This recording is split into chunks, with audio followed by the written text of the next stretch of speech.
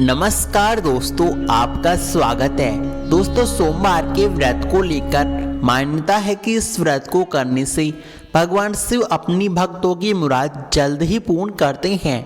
सोमवार का दिन भगवान शिव को समर्पित है, इसलिए इस दिन भगवान शिव की पूजा और व्रत करने का महत्व और भी अधिक बढ़ जाता है। यदि आप सोमवार के व्रत करते हैं तो आपको सोमवार व्रत कथा पढ़ना बेहद जरूरी है, क्योंकि इसके बिना आपका व्रत अधूरा माना जाता है। तो आइए जानते हैं सोमवार की व्रत कथा के बारे में। पौराणिक कथा के अनुसार किसी नगर में एक साहूकार रहता था। उसके घर में अन्न धन किसी चीज़ की कोई कमी नहीं थी, लेकिन उसके कोई संतान नहीं थी, इसलिए वह बड़ा दुखी रहता।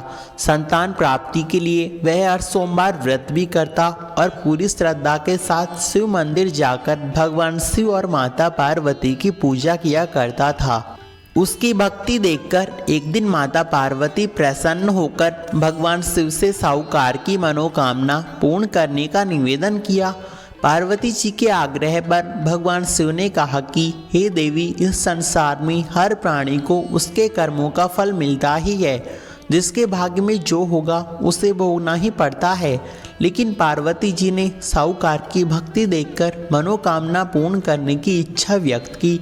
माता पार्वती के विशेष आग्रह पर भोलेनाथ ने साहूकार को पुत्र प्राप्ति का वरदान तो दिया, लेकिन उन्होंने बताया कि उस बालक का जीवन काल महज 12 वर्ष का ही होगा। माता पार्वती और शिवजी की बातचीत को साहूकार सुन रहा था, इसलिए उसे इस बात का ना तो खुशी हुई ना ही दुख। वह पहले की भांति शिवजी की पूजा करता रहा।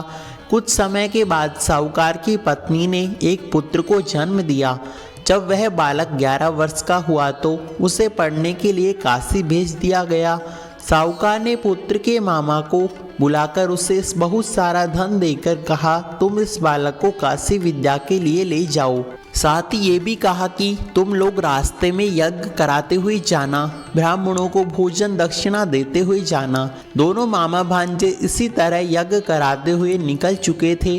ब्राह्मणों को दान दक्षिणा देते काशी नगरी निकल पड़े। इस दौरान रात में एक नगर पड़ा, जहाँ नगर की राजा की कन्या का विवाह था।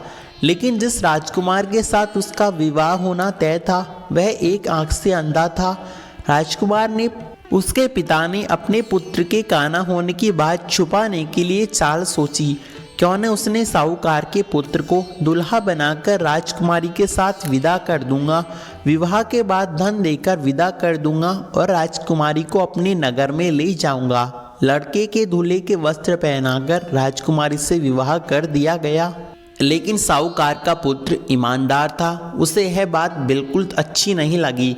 इसलिए उसने अवसर पाकर राजकुमारी के दुपट्टे पर लिखा कि तुम्हारा विवाह तो मेरे साथ हुआ है, लेकिन जिस राजकुमार के साथ तुम्हें भेजा जाएगा वह तो एक आंख से अंधा है और मैं काशी पढ़ने जा रहा हूँ। जब राजकुमारी ने चुन्नी पर लिखी ये बात पढ़ी तो उसने अपने माता पिता को अवगत करवाई।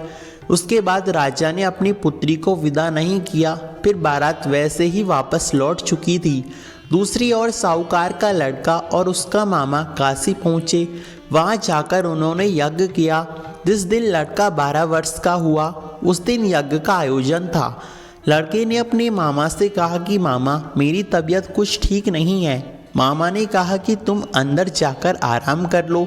शिवजी के वरदान के अनुसार कुछ ही समय के पश्चात बालक के प्राण निकल गए। मृत भांजे को देखकर मामा ने विलाप शुरू किया। संयोगवश उसी समय शिवजी और माता पार्वती उधर से जा रहे थे। पार्वती माता ने भोलेनाथ से कहा, स्वामी, मुझे इसका रोने का स्वर सहन नहीं होता, आप इस व्यक्ति को कष्ट प्रदान ना करें। जब शिवजी मृत बालक के समीप पहुँचे तो वे बोले कि यह उसी साहूकार का पुत्र है जिसे मैंने 12 वर्ष का आयु का वरदान दिया। अब इसकी आयु पूर्ण हो चुकी है। लेकिन मातृभाव से विभोर माता पार्वती ने कहा कि हे महादेव, आप इस बालक को आयु लंबी देने का वरदान दें, अन्यथा इसके वियोग में इसके माता पिता तड़पकर मर जाएंगे। माता पार्वती के पुनः आग्रह पर भगवान शिव ने उस लड़के को जीवित होने का वरदान दिया।